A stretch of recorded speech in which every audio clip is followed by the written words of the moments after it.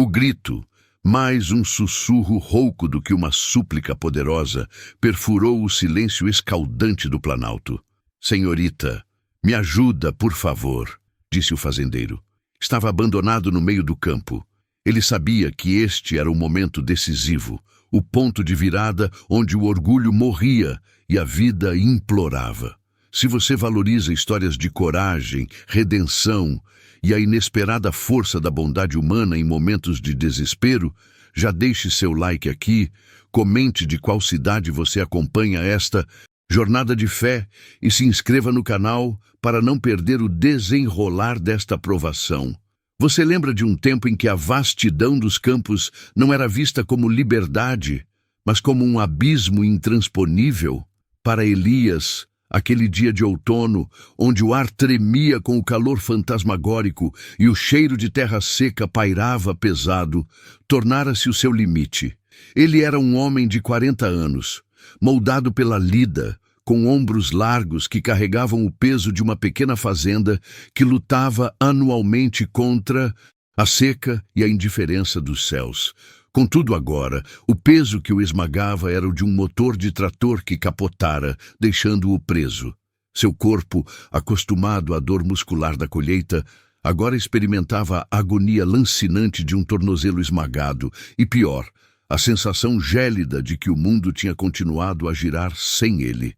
Elias estava lá há horas. O sol implacável cozinhava a terra argilosa ao redor. Ele havia gritado até que sua garganta secasse em trapos ásperos. O campo aberto, que ele tanto amava, agora era uma fornalha silenciosa e hostil. A máquina, um monstro de ferro verde enferrujado, repousava sobre sua perna, e o único som audível além de sua respiração rasa era o incessante zumbido agudo das cigarras, uma trilha sonora cruel para sua morte lenta. Ele tentou repetidamente empurrar o peso, mas a dor era uma faca afiada que o impedia de reunir a força necessária. O sangue escuro manchava a poeira, misturando-se com o óleo quente que escorria lentamente do motor avariado.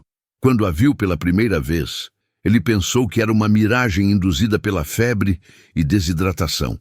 O calor criava ondulações no horizonte e a figura parecia flutuar na névoa.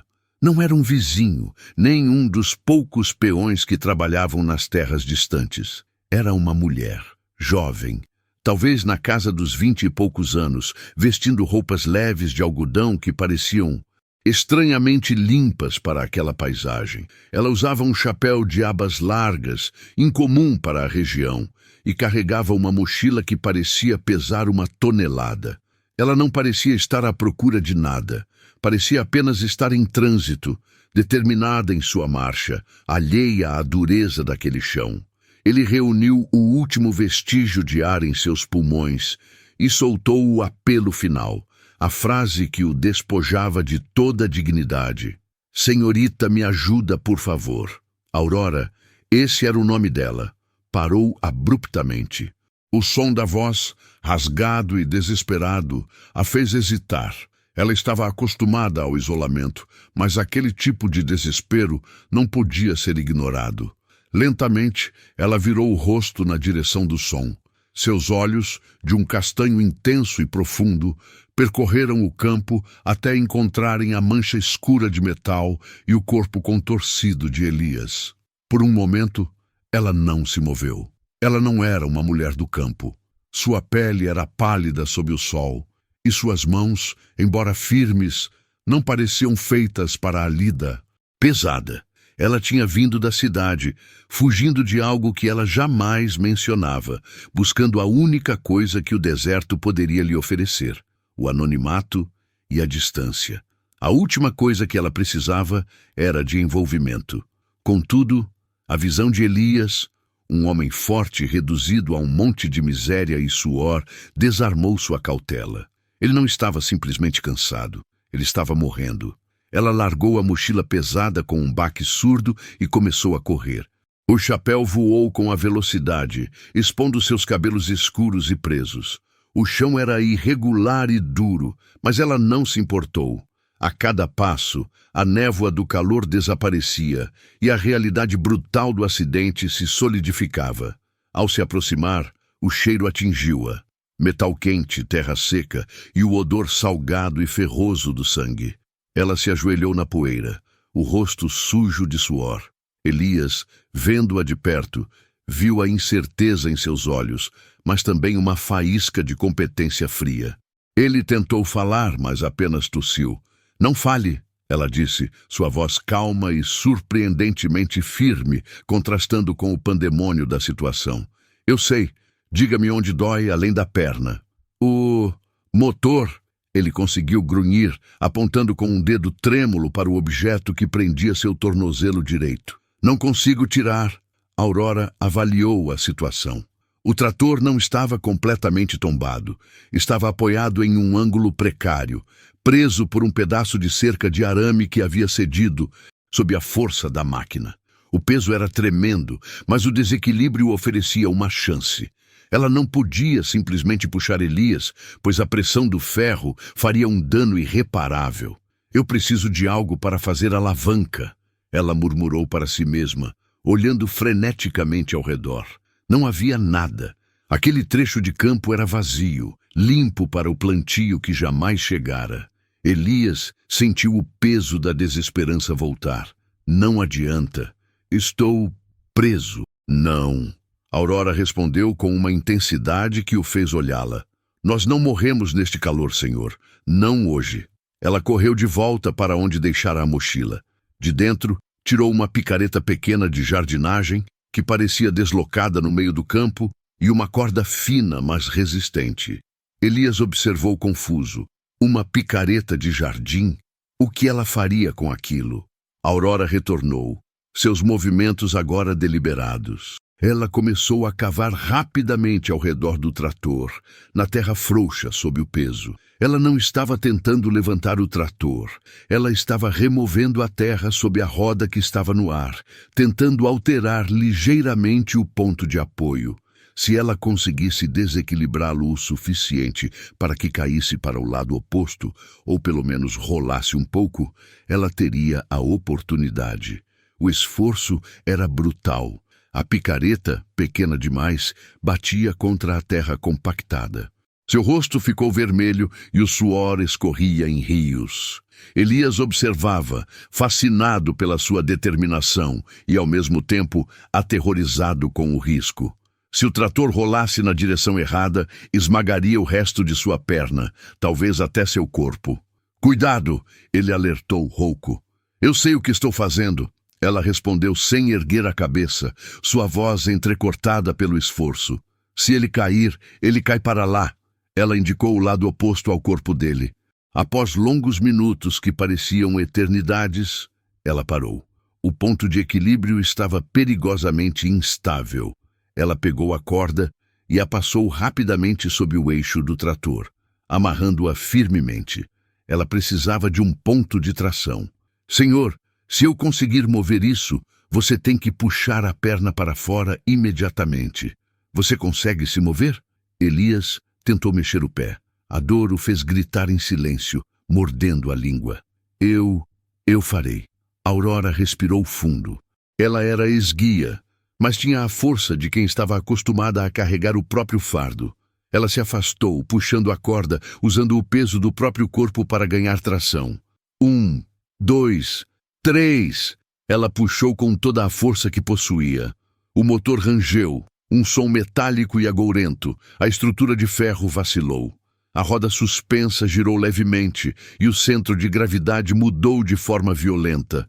Por 1 milésimo de segundo, pareceu que o trator ia apenas se enterrar mais. Então, com um estrondo ensurdecedor, ele cedeu. O trator rolou para o lado, exatamente como ela havia calculado, parando a centímetros de atingir o resto do corpo de Elias. O fazendeiro, no reflexo instintivo da sobrevivência, puxou a perna debaixo da máquina no instante exato em que o peso se aliviou. Ele soltou um gemido cavernoso, uma mistura de alívio e agonia. A perna estava livre, mas o dano era evidente, deformada, inchada e sangrando profusamente. Aurora correu de volta, largando a corda. Ela viu o rosto pálido e suado de Elias, a dor que o fazia arquejar. "Está fora. Graças a Deus." Ela murmurou, a adrenalina começando a diminuir. Você conseguiu? Eu não... A gratidão o sufocou. Não havia tempo para emoções. O perigo da hemorragia e da infecção naquelas condições era imediato. Aurora abriu a mochila novamente, revelando um kit de primeiros socorros surpreendentemente completo, que parecia novo e muito caro para quem estava apenas de passagem. Onde é a sua casa, ou a cidade mais próxima? Ela perguntou, enquanto rasgava uma gaze estéril com precisão clínica. Quilômetros. Ninguém vem aqui. Minha fazenda é para lá. Elias apontou fracamente para um amontoado de árvores secas no horizonte, a uns 2 quilômetros de distância. 2 quilômetros, com isso, ela indicou a perna dilacerada. É inviável. Ela começou a limpar a ferida. O líquido antisséptico ardeu e Elias se contorceu, mas ela o segurou firmemente pelo ombro. Preciso imobilizar isso antes de mexer em você. Você tem que ser forte, Elias. Você precisa me dizer se sente os dedos do pé. Ele se concentrou, lutando contra o choque. Sim, sinto formigamento, mas sinto. Era um bom sinal. Aurora improvisou uma tala com pedaços de madeira que ela rapidamente quebrou de um velho caixote jogado perto da cerca e usou as ataduras para fixar a perna na posição mais reta possível. Cada movimento era um calvário para Elias, mas ele se forçava ao silêncio, maravilhado com a eficiência fria daquela mulher. Ela trabalhava sem questionar, sem reclamar do calor ou do sangue. Assim que a perna estava firme, ela enfrentou o próximo desafio, como tirar um homem de quase 100 quilos e gravemente ferido do meio do campo. Eu não posso carregá-lo, ela disse, avaliando a disparidade de tamanho. Elias tentou rir, mas saiu um ruído seco. Eu sei, estou um peso morto. Mas há o trator, ela refletiu, olhando para a máquina tombada. Se o motor ainda funcionar, eu posso usá-lo. Elias balançou a cabeça pessimista. A mangueira de combustível deve ter se rompido no capotamento e o motor deve estar cheio de areia. Aurora não se deu por vencida. Ela se levantou e, ignorando a sujidade, começou a inspecionar o trator caído. Ela se deitou na poeira, olhando sob o chassi. Ela verificou o motor. A mangueira estava rompida, como Elias previra, mas o tanque não estava vazio. Ela usou um pequeno canivete para cortar um pedaço de borracha de outra mangueira velha e improvisou um reparo temporário. Ela não era mecânica, mas parecia ter um conhecimento prático e instintivo de como as coisas funcionavam. Elias, observando tudo de seu lugar no chão, sentiu uma onda de respeito e confusão. Quem era aquela mulher? Ela tinha a aparência e a voz de alguém que deveria estar em uma universidade ou em um escritório de luxo, mas lidava com óleo e sangue como se fosse a coisa mais natural do mundo. Ela se sentou no assento do trator, agora inclinado, e tentou ligá-lo. O motor tossiu, engasgou e depois, com um rugido desafiador, voltou à vida. O cheiro de diesel queimado e poeira levantada encheu o ar. Deu certo, ela disse, a exaustão em sua voz. Agora precisamos levá-lo para a cabine. Era uma tarefa quase impossível. Elias estava semiconsciente. Usando a corda que ela havia usado para derrubar o trator, Aurora a prendeu ao chassi e a jogou sobre seu ombro, puxando e arrastando Elias lentamente para mais perto do trator. Ela agia com uma força que ele não imaginava que ela possuía, combinando o conhecimento de alavancagem com a pura vontade.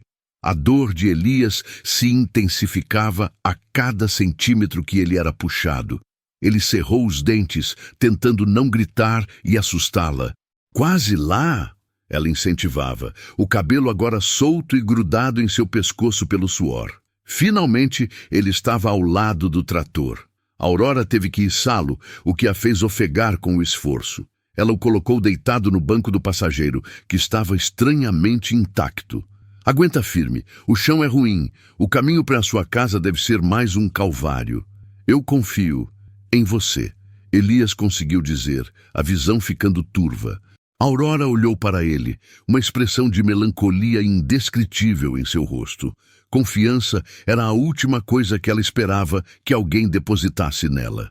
Ela ligou o motor novamente e o trator, agora desequilibrado, começou a sacudir perigosamente sobre o terreno irregular. Lentamente, muito lentamente, sob o sol poente que tingia o céu de laranja e roxo, a senhorita e o fazendeiro ferido começaram a cruzar a vasta solidão do campo, rumo à incerteza da fazenda abandonada. A pergunta não era mais se ela o ajudaria, mas sim a que custo ela o faria. Ela não sabia, mas ao salvar Elias, ela havia involuntariamente se atado ao destino daquele lugar e, inevitavelmente, ao destino dele. O trator tossia e engasgava, e cada solavanco que Aurora não conseguia amortecer na direção era um novo grito silencioso que Elias sufocava na garganta. Ele estava deitado no banco, tremendo, o suor misturado com o pó do campo, e o cheiro metálico de seu sangue parecia impregnar a cabine enferrujada. O sol havia sumido por completo, deixando para trás um crepúsculo roxo escuro que dificultava a visão. Mas, felizmente, a trilha que levava à fazenda de Elias estava marcada pelo hábito, não pela iluminação. Ela dirigia tensa, os nós dos dedos brancos no volante grosso. Não era apenas o medo de derrubar o trator e piorar a situação de Elias. Era a invasão. Ela havia planejado passar despercebida, ser uma silhueta passageira na paisagem. Agora estava intrinsecamente ligada ao destino de um homem que mal conhecia, arrastada para um lugar de onde ele nunca deveria ter saído. "Estamos chegando?"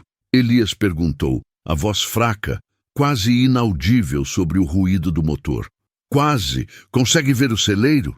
Ali, a estrutura escura." Ela apontou brevemente, sem desviar muito o olhar do caminho traiçoeiro.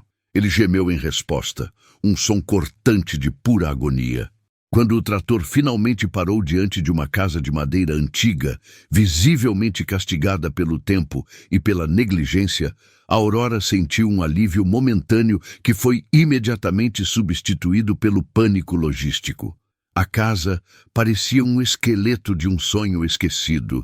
Janelas quebradas, tinta descascando e um portão de arame farpado enferrujado. "Onde estão os outros? Quem mora aqui com você?" Ela perguntou, desligando o motor. O silêncio que se seguiu era pesado, preenchido apenas pelo zumbido dos insetos noturnos. Elias sorriu, um movimento triste que mal alcançou seus olhos febris. "Não tenho os outros, senhorita. Sou só eu. Esta era a fazenda da minha família.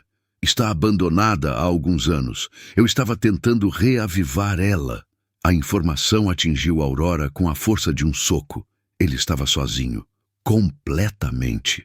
Não havia vizinhos para chamar, nem família para ajudar a cuidar dele, nem mesmo um telefone fixo, ela deduziu, naquele isolamento.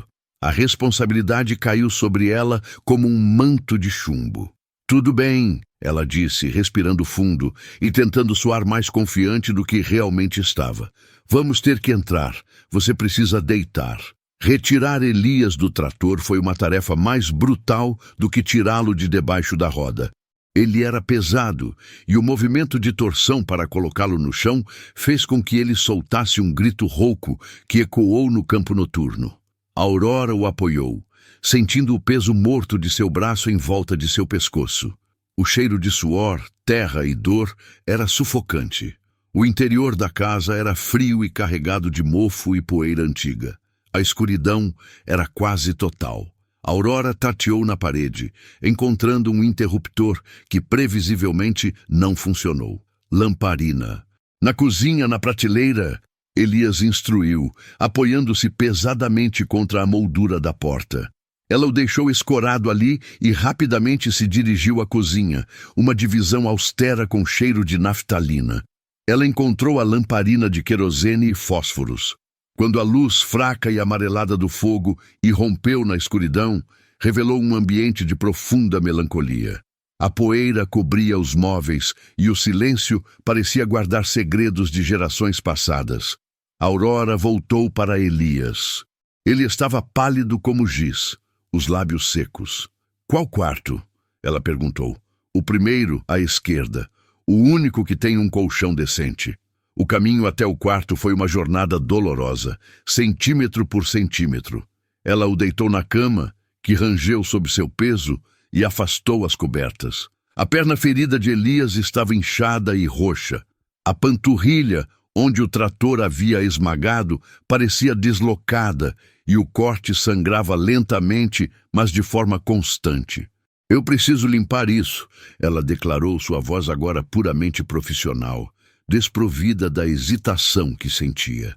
A crise exigia ação, e a ação afastava a reflexão.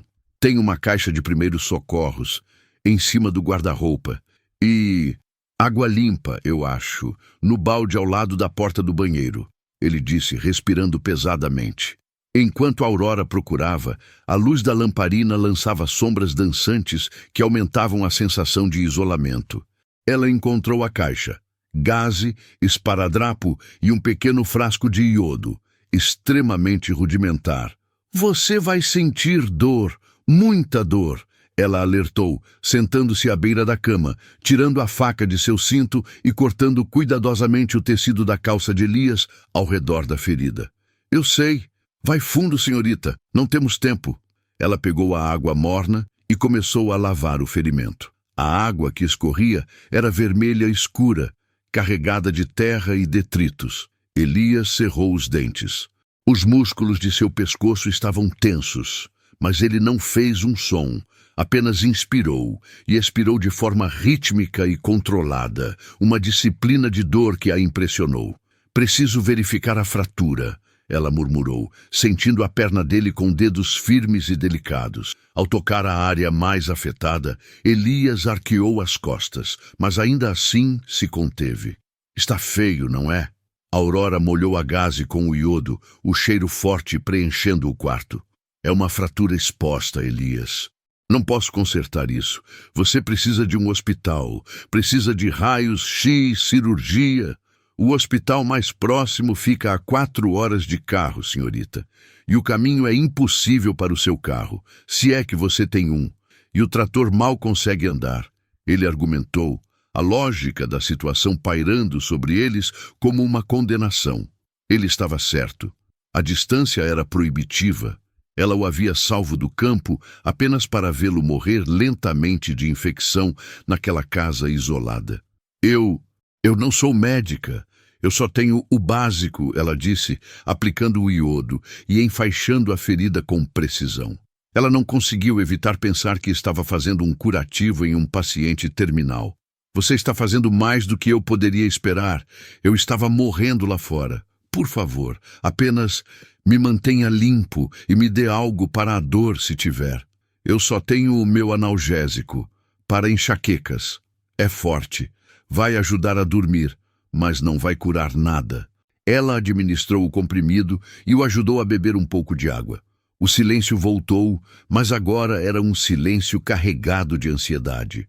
Aurora terminou de limpar as mãos e olhou ao redor do quarto. Eu vou ficar na sala, perto de você, caso precise de algo. Ela decidiu. Não precisa fazer isso, senhorita. Você já fez demais. Não quero prender você aqui. Aurora parou e olhou para ele, a luz trêmula da lamparina iluminando apenas metade de seu rosto. Elias, você não me prendeu. Eu me prendi no momento em que dirigi até você. Agora, se eu for embora, você vai morrer sozinho. Isso não é uma opção. Havia uma dureza em sua voz, uma repulsa à ideia de abandono que parecia vir de um lugar profundo dentro dela. Elias percebeu o peso de sua declaração. Ele assentiu lentamente. Obrigado, ele sussurrou. E em pouco tempo, sob o efeito do remédio e da exaustão, ele adormeceu. Aurora passou o resto da noite vasculhando a casa. Ela descobriu que Elias era um homem organizado, apesar da decadência do ambiente. Havia provisões, poucas, mas suficientes para alguns dias. Feijão, arroz, café e alguns enlatados. Ela encontrou também um pequeno rádio a pilhas. Quando o ligou, a estática dominou, apenas ocasionalmente permitindo a passagem de um noticiário distante, confirmando a solidão deles. Ela se sentou na sala, na única poltrona que parecia estável, o rifle dela apoiado ao lado. O cheiro de querosene e poeira embalava seus pensamentos. A noite avançava lentamente. O rancho de Elias não era apenas um lugar abandonado, era um túmulo de memórias. Ela conseguia sentir isso na madeira velha, nos ruídos da casa se ajustando ao frio noturno. Em algum momento, ela encontrou uma fotografia empoeirada sobre uma cômoda na sala. Um jovem Elias, mais robusto e sorridente, ao lado de uma mulher bonita e um menino pequeno, todos de pé em frente àquela mesma casa, que então parecia viva e bem cuidada. O que havia acontecido? Onde estavam eles? Ela rapidamente guardou a foto. Intromissão não era seu papel. Seu papel era puramente de enfermeira e guardiã temporária. Mas a imagem já havia se fixado em sua mente. Elias não era apenas um fazendeiro desamparado. Era alguém que havia perdido muito para estar ali, sozinho, tentando reconstruir uma vida que parecia ter sido brutalmente desmantelada. Uma madrugada trouxe um frio cortante e o som dos primeiros pássaros. Aurora não tinha dormido. Ela se levantou e foi verificar Elias. Ele estava febril, suando, e sua respiração estava ofegante. A infecção estava se instalando rapidamente, apesar do curativo que ela havia feito. O pânico começou a se instalar. Ela precisava de antibióticos. Ela precisava de ajuda médica real. Mas ela não podia simplesmente deixar Elias. O que faria? O dilema a consumia. Se ela fosse embora procurar ajuda, ele poderia morrer na sua ausência. Se ela ficasse, ela o veria deteriorar, sem poder fazer nada além de aliviar a dor. Ela se ajoelhou ao lado da cama e tocou a testa dele. Quente, muito quente. Elias, ela chamou suavemente. Ele abriu os olhos turvos pela febre. A febre subiu. Eu preciso de algo mais do que água e iodo. Você precisa de remédio, remédio de verdade. O depósito da fazenda tem uma cidade a uns 80 quilômetros daqui. É um posto de troca. Talvez eles tenham alguma coisa, talvez não, mas é o mais perto. Ele murmurou a voz rouca e fraca. 80 quilômetros em que direção? Ele apontou vagamente para o leste. Você não pode ir, senhorita. O trator não vai aguentar a estrada de volta. Eu não vou de trator. Ela respondeu com uma determinação fria. A decisão estava tomada. Ela não ficaria inerte assistindo à sua morte. Vou pegar o meu transporte. Mas você precisa me dizer exatamente o que devo procurar e onde. Elias hesitou, sua expressão de dor misturando-se com uma preocupação genuína por ela. Você tem um carro? Eu não vi nada além do trator lá fora. Aurora se levantou. A sombra de sua figura alta projetada na parede pela luz fraca do amanhecer que começava a invadir o quarto. Eu não tenho um carro, Elias, ela disse. E pela primeira vez havia um indício de seu segredo em sua voz. Eu tenho algo que viaja mais rápido. Ela se dirigiu à sala, pegou a mochila que havia escondido debaixo da poltrona e saiu para o lado de fora, deixando a porta entreaberta para que a luz do sol nascente inundasse o interior. Elias, mesmo febril, tentou se mover para a janela, confuso e alarmado. Ele ouviu um som que não reconheceu, um zumbido grave e constante vindo de trás do celeiro.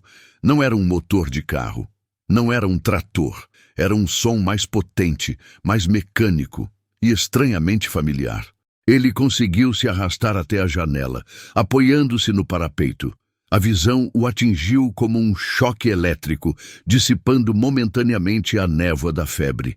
A senhorita Aurora estava ao lado de uma motocicleta enorme, reluzente e suja de poeira da estrada, mas claramente de alta cilindrada. Não era uma moto comum, era uma máquina de estrada, projetada para velocidade e longa distância. O que o surpreendeu não foi apenas a moto em si, mas a forma como ela se vestia agora. O casaco, que estava amontoado na mochila, era de couro escuro, e ela vestia luvas pretas. Ela havia amarrado o cabelo firmemente e colocava um capacete integral, preto e opaco. O capacete cobriu o rosto dela completamente, transformando a figura gentil da noite em uma mensageira fria e pronta para a estrada. Ela montou na máquina com uma facilidade que denunciava o costume, ligou o motor com um rugido profundo que fez a casa vibrar e puxou o suporte lateral. Elias tentou gritar, alertá-la, perguntar quem ela realmente era, mas sua voz não passava de um sussurro. Aurora olhou para trás, para a casa, como se soubesse que ele a estava observando. Ela não acenou, nem sorriu. Apenas inclinou a cabeça, um gesto de promessa silenciosa. Então ela acelerou. O rugido do motor cortou o silêncio da manhã. Em segundos, a moto era apenas um ponto escuro, levantando uma nuvem de poeira vermelha, desaparecendo no horizonte. A velocidade era assustadora. Ela não estava apenas correndo, ela estava voando. Elias se deixou cair na cama, a cabeça rodando. A dor na perna tinha voltado com força total. Ele fechou os olhos, tentando processar a revelação. Aquela mulher não era uma viajante comum. Ela era alguém que fugia, que se movia com propósito. Alguém com segredos tão profundos quanto o poço seco daquela fazenda. E ela havia se arriscado por ele. Ele estava sozinho novamente, mas agora com uma nova e angustiante esperança. Ele não sabia quem era a senhorita que o havia salvado. Ele não sabia seu nome verdadeiro, nem sua história. Tudo o que ele sabia era que naquele momento o destino de sua vida estava atado à velocidade e à coragem de uma desconhecida que cavalgava uma máquina de metal e fúria em direção ao desconhecido. A pergunta não era mais se ela o ajudaria, mas sim se ela voltaria a tempo. Ele respirou fundo, o cheiro de mofo e desespero misturado agora com o cheiro persistente de gasolina e couro. Ele teria que sobreviver. Ele tinha que esperar por ela. A casa parecia ainda mais silenciosa e vazia, sem a presença tensa dela.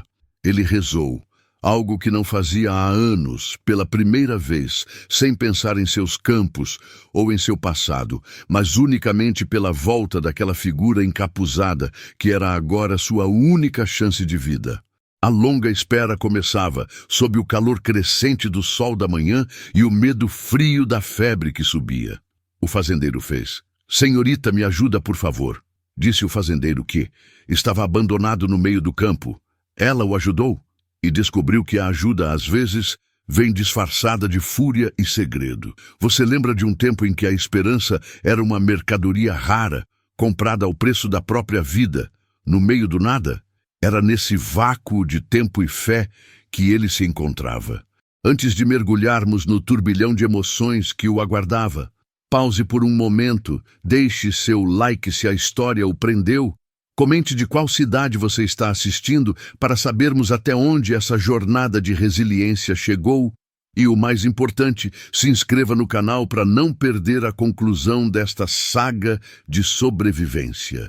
A longa espera começava, sob o calor crescente do sol da manhã e o medo frio da febre que subia. O calor não vinha apenas de fora. Ele sentia seu sangue ferver, transformando a realidade em um borrão úmido e tremeluzente. O rancho, com suas paredes de madeira rachada e cheiro de poeira antiga, transformou-se em uma fornalha silenciosa. Cada minuto se arrastava como uma hora, e cada hora era um século de agonia. O ferimento em sua perna pulsava em sincronia com as marteladas em sua têmpora. Ele cerrou os dentes, tentando concentrar-se no cheiro persistente de gasolina que ela havia deixado, um aroma estranho e químico, mas que agora representava a única evidência palpável de que o resgate não era apenas um delírio febril. Ele tentou beber a água parada que restava no cantil, mas o líquido tinha gosto de ferrugem e não aliviava a secura que parecia vir de dentro de seus ossos. Na sua mente, o tempo se desintegrava. Ele via flashes de sua vida anterior, os campos verdes, o cheiro de terra molhada após uma chuva de verão, o som do sino da igreja que ele não ouvia há anos. Ele se agarrava a essas lembranças como boias em um mar revolto, temendo que se perdesse completamente na escuridão da inconsciência. A febre o levava a um estado limítrofe, onde a dor física se misturava com o terror emocional.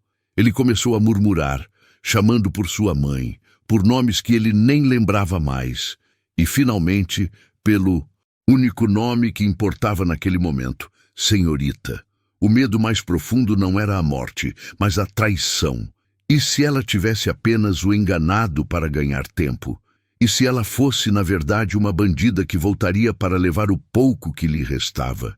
Ele forçou os olhos a se abrirem, observando as sombras se alongarem e depois encurtarem. Ele não tinha como saber. A única garantia era a palavra dela.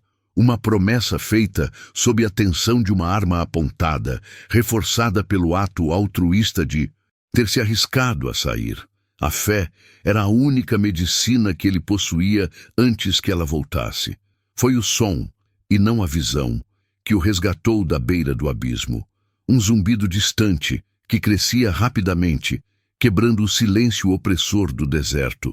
Não era um veículo comum, era o rugido metálico e agressivo da máquina dela. Ele sentiu uma onda de adrenalina que por um breve momento superou a febre. Ele tentou se levantar, mas a perna recusou-se a cooperar, e ele caiu de volta na palha, emitindo um gemido abafado. A motocicleta parou com um guincho de pneus na terra seca e ela entrou na casa como um furacão, seu corpo coberto de poeira e suor. Ele notou imediatamente que a urgência em seus movimentos era ainda maior do que antes. Ela estava esgotada e havia um pequeno rasgo no tecido de couro do seu casaco, perto do ombro. Ela atirou uma mochila de lona empoeirada no chão. O cheiro de metal e combustível foi substituído pelo cheiro forte de álcool e ervas. "Você está queimando", ela disse, a voz rouca, quase um sussurro gutural.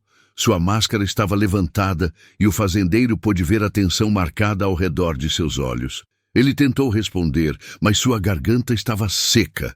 Ela não esperou. Ela abriu o kit e tirou bandagens, agulhas e uma garrafa pequena de um líquido escuro.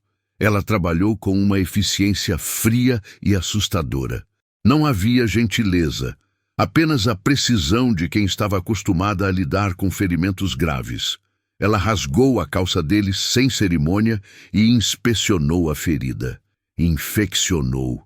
Rápido demais, ela constatou, a voz grave com preocupação.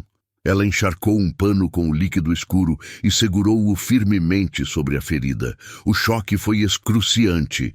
Ele gritou, um som rouco e animalesco que reverberou pelas paredes do rancho. Ele se debateu, mas ela era surpreendentemente forte. Ela o segurou no lugar com uma mão firme em seu ombro, enquanto a outra pressionava a compressa. "Pare de se debater. Se você sair daqui, vai sangrar até a morte", ela ordenou, sem alterar o tom, mas a profundidade da ordem exigia obediência imediata.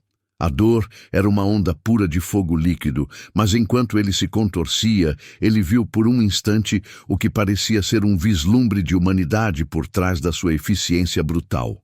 Havia suor escorrendo pelo seu rosto, mas não era apenas esforço físico. Era o peso da decisão que ela estava tomando, o risco que estava correndo. Enquanto a febre o fazia tremer incontrolavelmente, ele notou algo em seu pulso, exposto pelo movimento, uma cicatriz fina, branca, quase invisível, mas distintamente reta, como um corte cirúrgico que havia sido cuidadosamente reparado. Não era uma cicatriz de luta ou de acidente, mas sim de precisão, de algo que foi feito sob controle. Aquele pequeno detalhe, fugazmente visível, dizia que a senhorita que o ajudava não era apenas uma fora da lei. Ela tinha um passado de disciplina, talvez de medicina, talvez de algo que exigia foco absoluto sob pressão. Ela terminou de limpar a ferida e começou a costurar. O ato era primitivo, mas as suturas eram limpas e uniformes. Ele mordeu o interior da bochecha para evitar gritar novamente. "Eu mal consegui sair da cidade. Eles estão em alerta. Tive que me arriscar. Não pude trazer muito", ela explicou, o diálogo sendo misturado ao trabalho prático. "Isso aqui é o que há de melhor, mas você precisa lutar contra a febre." Se não baixar, não importa o quanto eu limpe, você vai morrer. Quando ela se inclinou sobre ele, ajustando a última bandagem, a proximidade era sufocante. O cheiro dela era uma mistura de poeira, suor e, estranhamente, um perfume leve e caro, algo que parecia totalmente deslocado naquele ambiente de desespero e desolação. O contraste era perturbador. Ela era um enigma embrulhado em couro e metal, e ele estava inteiramente à sua mercê. Ele desmaiou, mas não antes de ouvir a última e mais aterradora instrução dela. Vou ficar até a febre ceder, mas se piorar, você vai ter que me dizer o que realmente aconteceu aqui. Sua história está incompleta, e se eu tiver que defendê-lo, preciso saber com o que estou lidando. A inconsciência veio como um abraço frio e bem-vindo.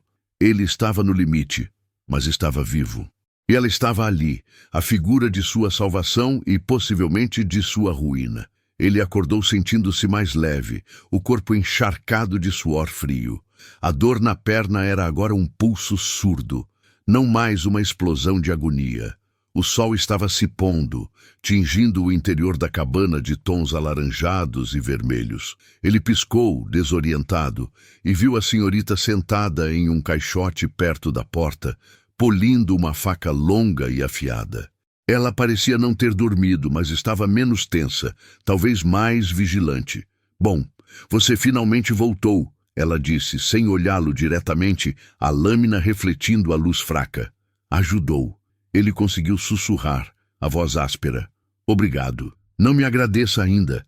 A luta apenas começou. A febre está baixando, mas você perdeu dias. Precisa comer.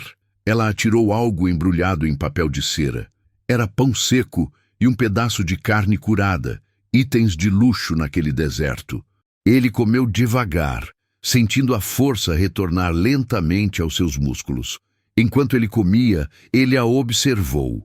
Ela vestia as mesmas roupas, mas havia limpado a poeira e o sangue seco dela própria.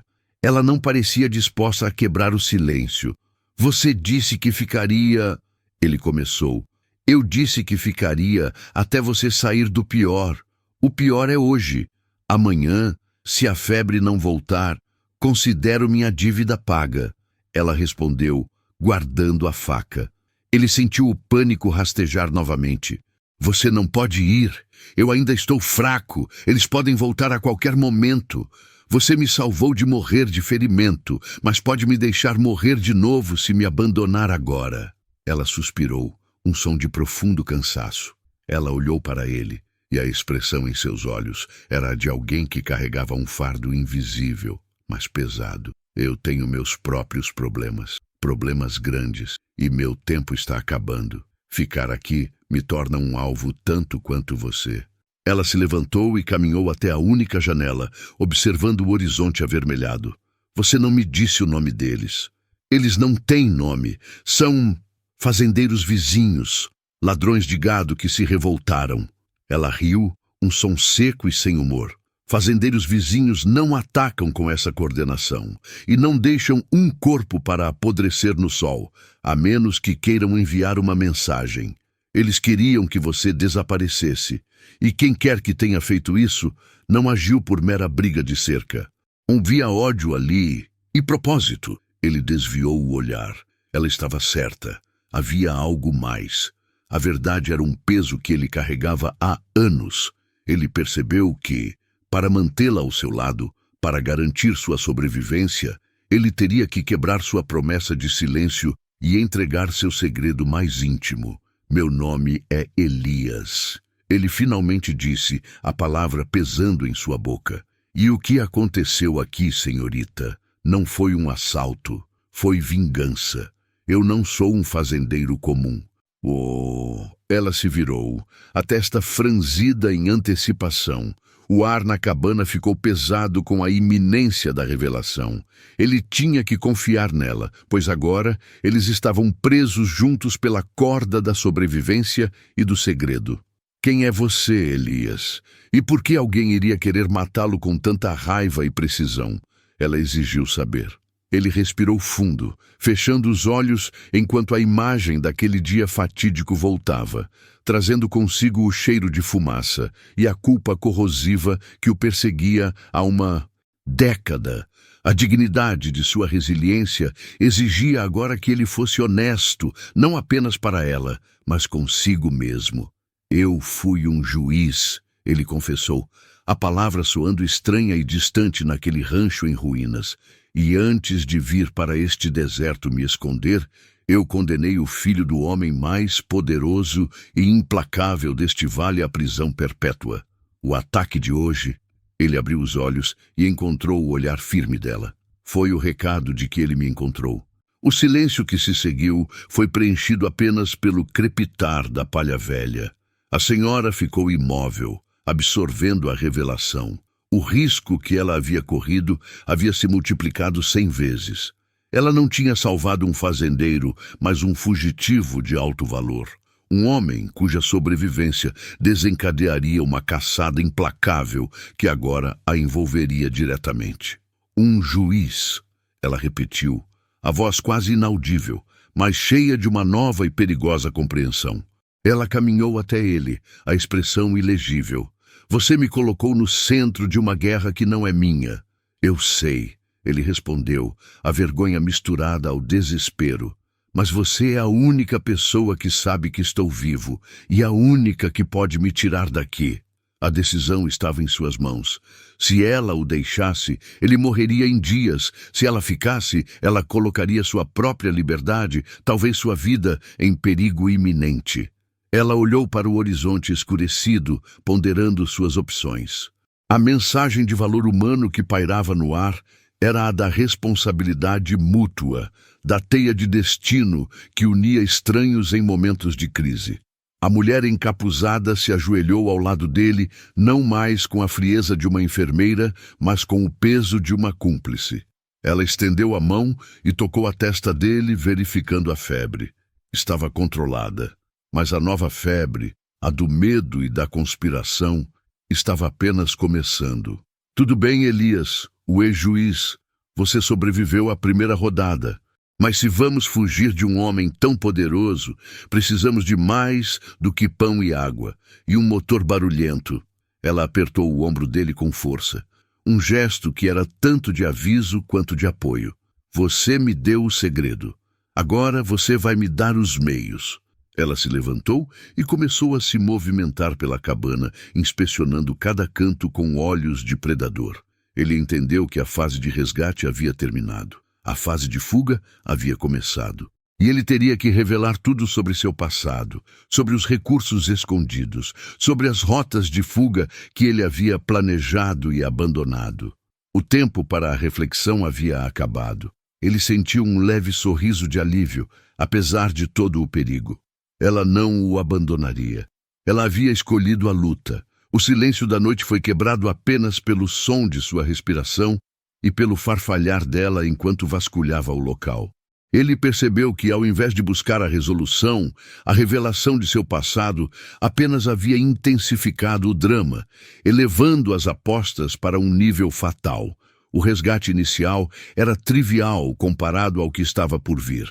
Ele tinha que se recuperar rápido. Elias sabia que a única forma de garantir que ela ficasse era provar que ele valia o risco, que a recompensa de salvá-lo era maior do que o risco de ser pego. Aquele rancho, que antes era seu isolamento, era agora uma armadilha. Eles tinham apenas uma chance. Se você chegou até aqui, é porque a coragem e a resiliência desta história o tocaram. Deixe seu like, inscreva-se para não perder a sequência dessa fuga eletrizante e compartilhe essa jornada com quem precisa de uma dose de esperança e drama. A senhorita já escolheu seu destino e o fazendeiro agora tem uma nova missão: sobreviver ao preço de sua verdade. A pergunta: senhorita, me ajuda, por favor. Disse o fazendeiro que estava abandonado no meio do campo. Ela o ajudou. Agora não era mais um pedido, mas sim um pacto selado com o perigo iminente. Você lembra de um tempo em que um ato de bondade não tinha preço, mas sim uma simples reciprocidade humana? Elias havia quebrado o muro de seu isolamento, revelando não apenas a extensão de sua riqueza perdida, mas a profundidade da ameaça que o perseguia. Aquele rancho, que por meses fora sua prisão segura e solitária, tornava-se agora a cena de um confronto inevitável. Amélia, ao invés de recuar diante da enormidade da verdade, um homem com sangue em suas mãos, exilado de uma das famílias mais poderosas do estado, apenas apertou o cabo do rifle que Elias lhe havia passado.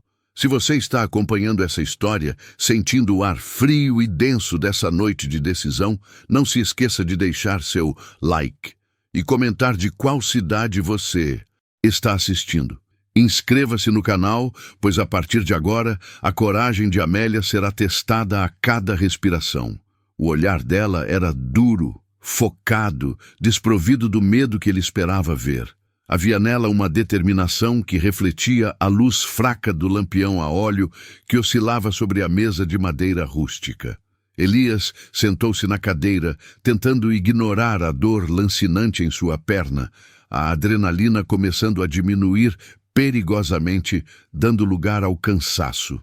Ele a observou vasculhar o armário da cozinha, pegando o que julgava essencial: água, ataduras limpas, algumas latas de feijão.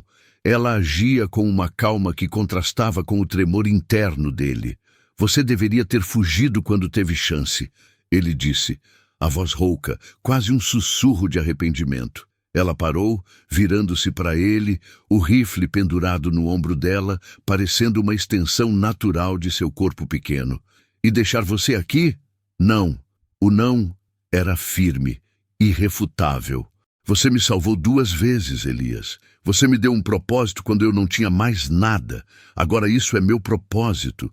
E além disso, ela sorriu. Um sorriso sombrio, mas genuíno. Eu adoro uma briga justa. Isso não é justo, Amélia. O sindicato, eles não jogam limpo. Eles não ligam para quem está no caminho. Eles querem o silêncio e eles vão obtê-lo. Ele explicou detalhadamente a estrutura do poder que o havia exilado. Não eram meros bandidos. Eram guardas corporativos, treinados para serem letais e eficientes, leais a uma corporação que controlava rotas de transporte, produção de grãos e decisões políticas. Seu pai, o patriarca implacável, havia decidido que o filho dissidente era um risco à estabilidade do império. O silêncio era a única moeda de troca aceita. Amélia ouvia, o queixo apoiado na mão que segurava o rifle. A revelação de que o fazendeiro com quem ela dividia o rancho era, na verdade, o herdeiro de uma dinastia de ferro, apenas solidificou a seriedade do risco. O cheiro de metal e terra molhada que vinha de suas roupas misturava-se ao odor de café forte que ela preparava para mantê-los acordados. Eles sabem que você está aqui. Como você sabe? Ela perguntou, a voz baixa. Eu vi o carro. Uma lanterna de farol alta, vindo pela estrada principal, desviando para a nossa cerca. Eles não estavam procurando, estavam confirmando. Ele respondeu, fechando os olhos por um momento, visualizando o mapa mental da propriedade. Temos talvez algumas horas até que eles montem uma estratégia de ataque. A realidade de estarem encurralados era um peso físico. O vento lá fora chicoteava as árvores e o som parecia o prelúdio de algo mais violento. Não podemos ficar, ela concluiu, o olhar percorrendo as paredes de madeira velha. Esta casa é um alvo fácil. Precisamos nos mover para a floresta, para a parte mais densa da propriedade, onde a cobertura nos dá alguma vantagem. Elias hesitou. A floresta era perigosa, escura, e a chuva recente transformava o solo em armadilhas de lama escorregadia. Mas ela estava certa. A casa, com suas janelas frágeis, era uma sentença de morte. Tudo bem, mas você não vai andar por lá desarmada, Elias afirmou, estendendo a mão para pegar o rifle. Deixe-me checar isso. Ao tocá-lo, suas mãos se roçaram. Não era um toque romântico, era uma conexão de urgência, uma sincronia forjada no medo.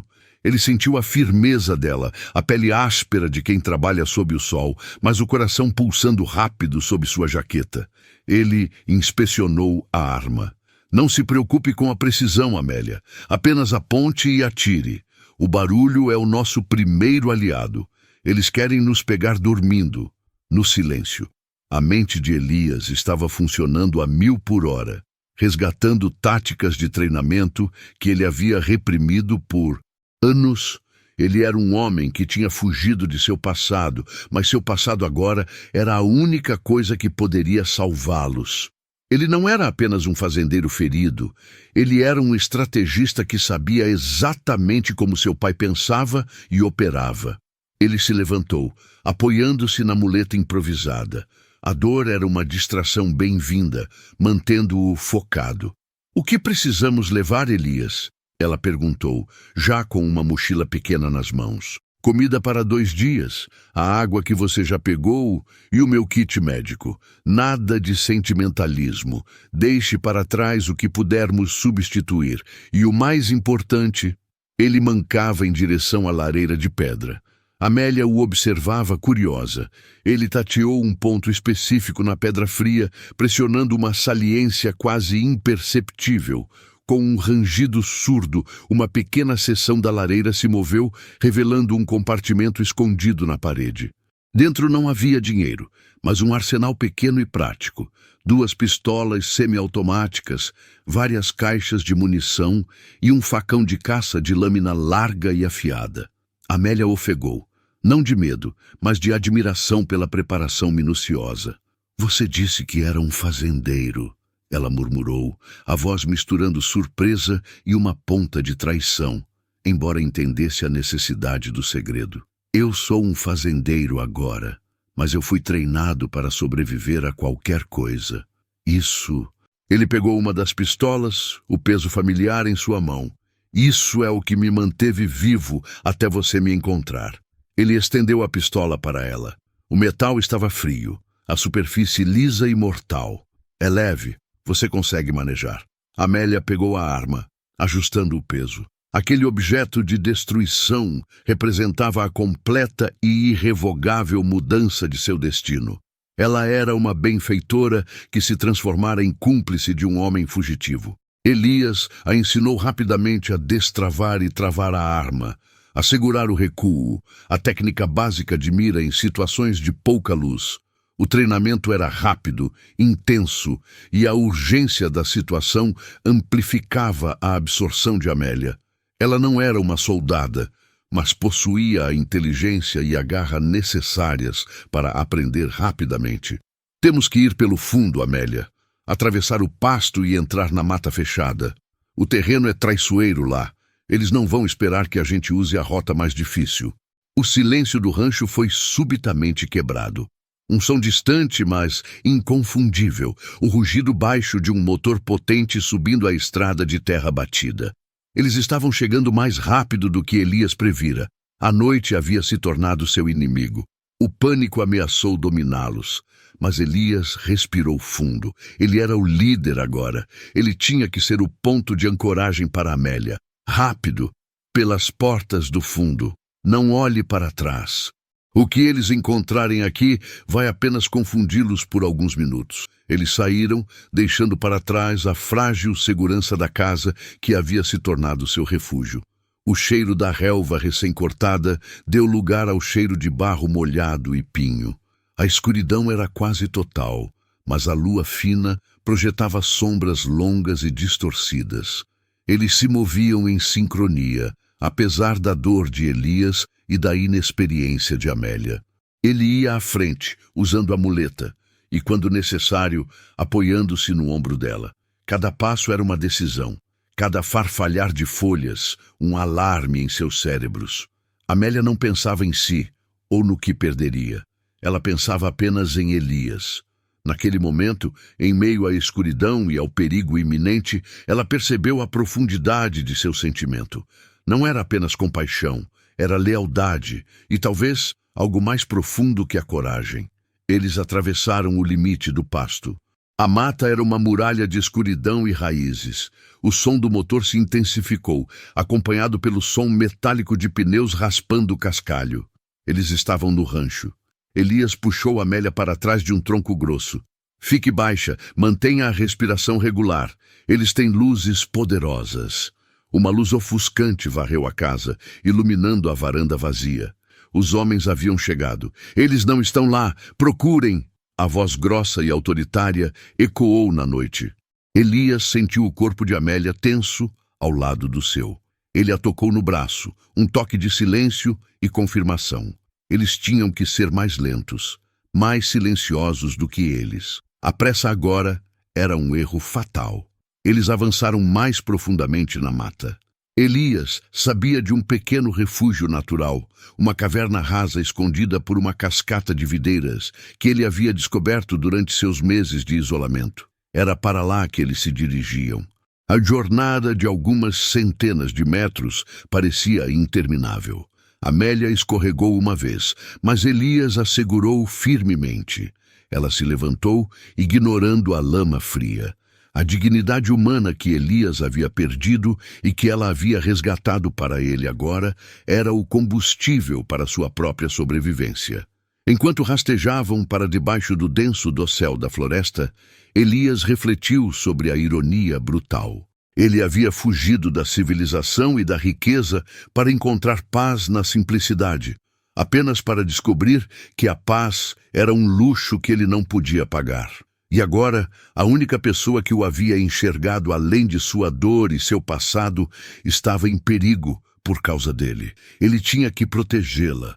Sua missão não era mais sobreviver para si mesmo, mas para garantir que Amélia não fosse destruída pela turbulência que ele havia trazido. Eles finalmente alcançaram o pequeno refúgio.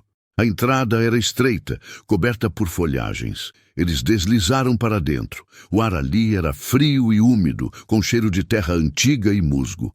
Lá de dentro ouviam os sons da caça, os gritos de comando, as luzes se movendo pela floresta. Eles estavam próximos. Amélia sentou-se exausta, mas mantendo a pistola firme. "O que fazemos agora?" ela sussurrou. Elias encostou a cabeça na parede de pedra, o alívio momentâneo da segurança ofuscado pelo terror da proximidade. "Esperamos." E então ele olhou para ela, a expressão dele mais determinada do que nunca. "Nós lutamos para sair daqui.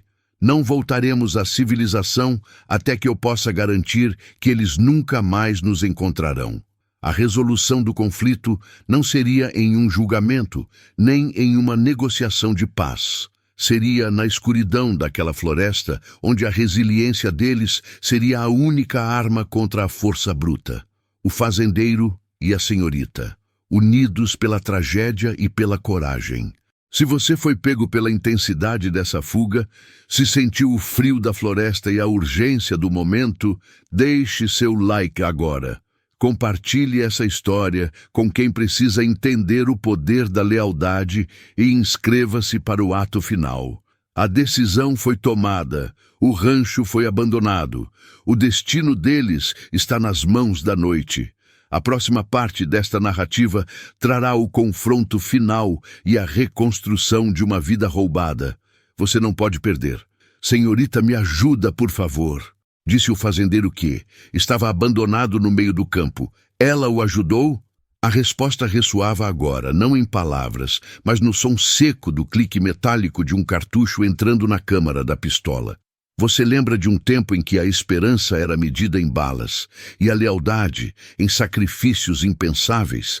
Amélia, a senhorita forçada ao campo, e Elias, o fazendeiro cuja vida foi roubada, enfrentavam o veredito final, escondidos na boca fria da pedra. Se você acompanhou cada passo dessa jornada de coragem e sobrevivência, se sentiu a fúria e o medo deles, mostre seu apoio agora deixando seu like, comentando de qual cidade você acompanha essa luta por justiça e inscrevendo-se no canal para não perder o ato final dessa história intensa. Os faróis dos carros e as lanternas dos homens varriam as árvores.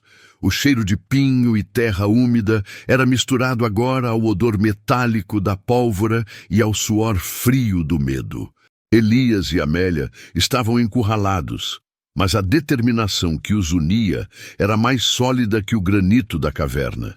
Eles podiam ouvir os gritos de comando, rudes e apressados, a menos de 50 metros.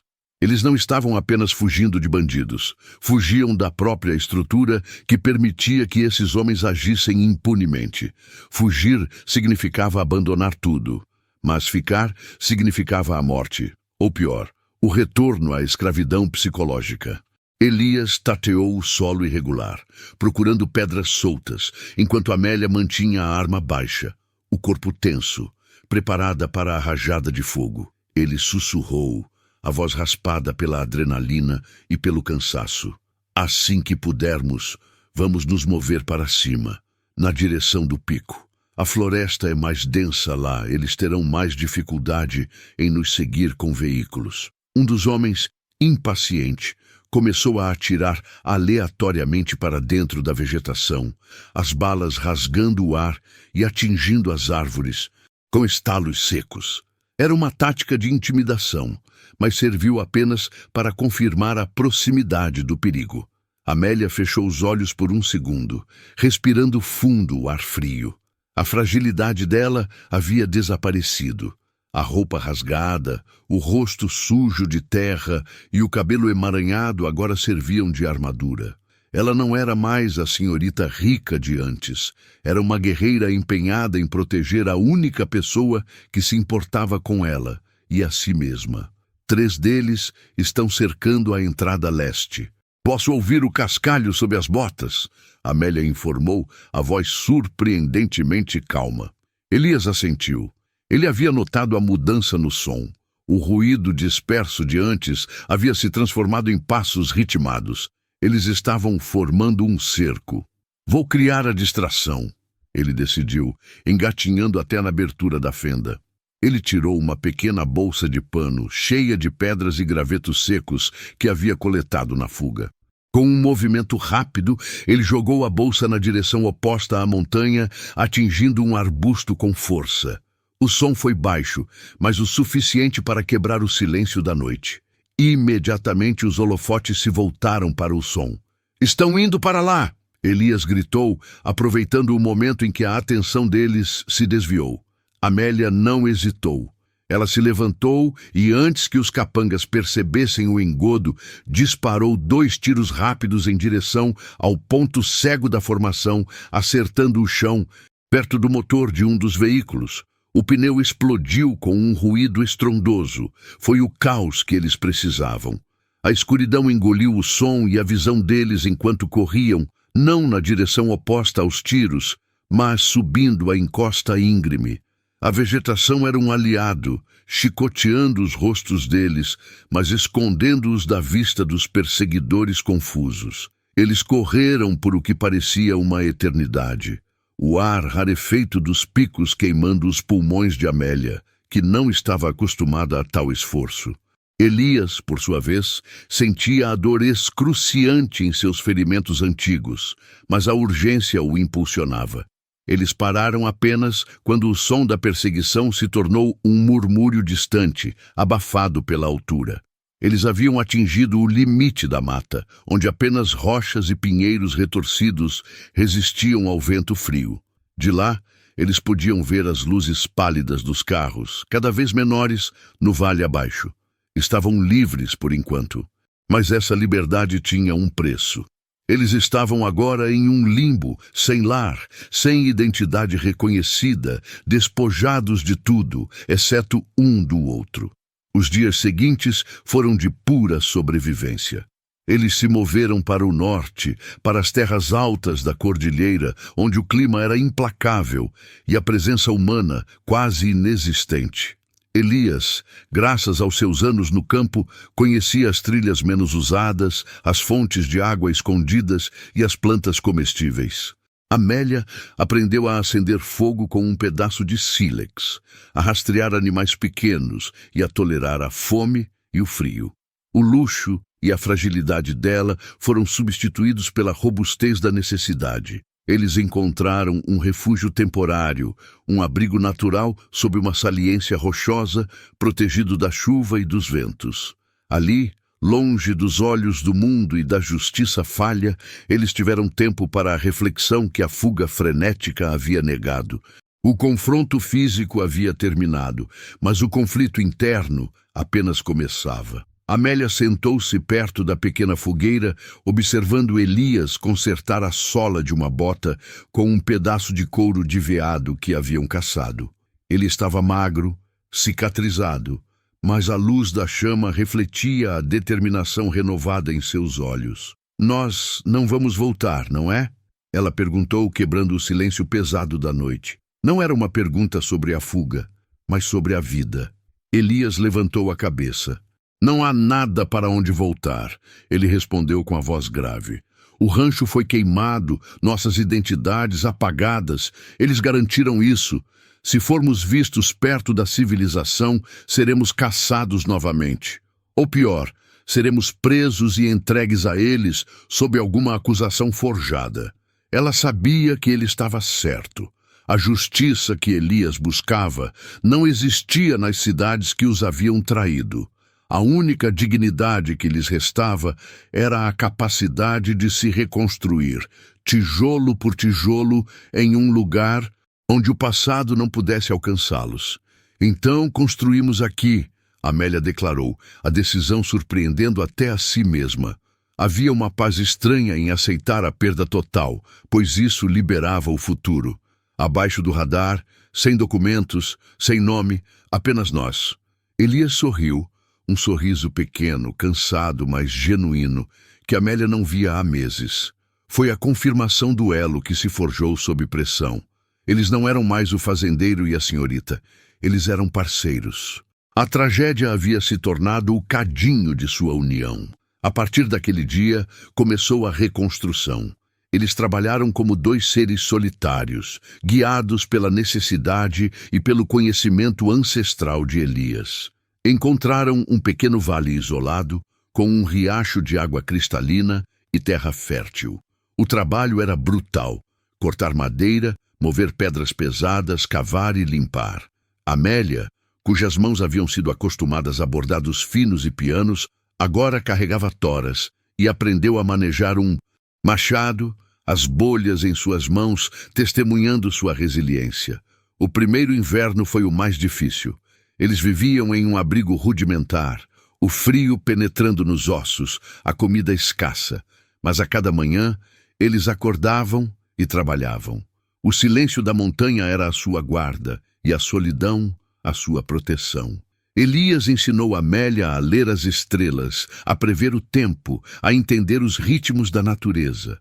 E Amélia, por sua vez, trouxe para o isolamento uma calma e uma inteligência estratégica que Elias não possuía. Ela organizou o estoque, planejou a horta e, nos longos meses de reclusão, ensinou Elias a ler e escrever corretamente. Eles construíram não apenas uma cabana sólida, com lareira e telhado de casca, mas uma vida baseada no respeito mútuo e no esforço compartilhado. Quando a primavera finalmente chegou, explodindo em cores selvagens na montanha, a cabana estava pronta. Era humilde, mas era o lar deles. Havia uma pequena horta cercada, sementes plantadas, e o som do riacho era a única música. Onde antes havia o medo e a pressa da fuga, agora havia o ritmo lento e constante da vida recuperada. Eles se sentaram na varanda improvisada, observando o sol se pôr sobre os picos nevados. Amélia estava vestida com roupas simples de lã que ela havia costurado, e Elias, com a barba crescida, parecia um homem da montanha. A paz estava ali, palpável. O passado era uma ferida distante, uma história que eles contavam apenas um ao outro. Eles haviam perdido a riqueza material, a posição social e o conforto da vida fácil, mas haviam ganhado algo infinitamente mais valioso: a liberdade irrestrita e a verdadeira união. Elias tocou a mão de Amélia, suas peles grossas e calejadas se encontrando. "Quando me vi abandonado no campo, Amélia", ele disse, usando o nome dela pela primeira vez em meses, "eu pedi ajuda. Eu pedi a Deus e a quem pudesse ouvir, mas a ajuda que veio, que me salvou, não foi a de um resgate, foi a sua coragem. Você perdeu tudo, mas me ajudou a ganhar a única coisa que importava, uma segunda chance, longe das mentiras." Amélia encostou a cabeça no ombro dele. Eu perdi a senhorita que eu era, Elias, mas encontrei a mulher que eu precisava ser, o fazendeiro e a senhorita, unidos pela tragédia e pela coragem. Eles provaram que a resiliência não é apenas sobre resistir ao golpe, mas sobre usar os destroços para construir um alicerce mais forte. A história deles não era sobre a fuga da escuridão, mas sobre encontrar a própria luz em um lugar onde ninguém mais podia vê-los. Se essa jornada de dor e reconstrução te tocou, se a força de Amélia e a dignidade de Elias te inspiraram, deixe seu like agora e se inscreva no canal para mais histórias de valor humano e superação. Compartilhe essa narrativa com quem precisa de um lembrete de que mesmo nas perdas mais profundas, a esperança e um novo começo podem florescer. A história deles termina aqui, na paz de uma montanha isolada, onde eles finalmente encontraram o lar. Não perca a próxima história que traremos para você.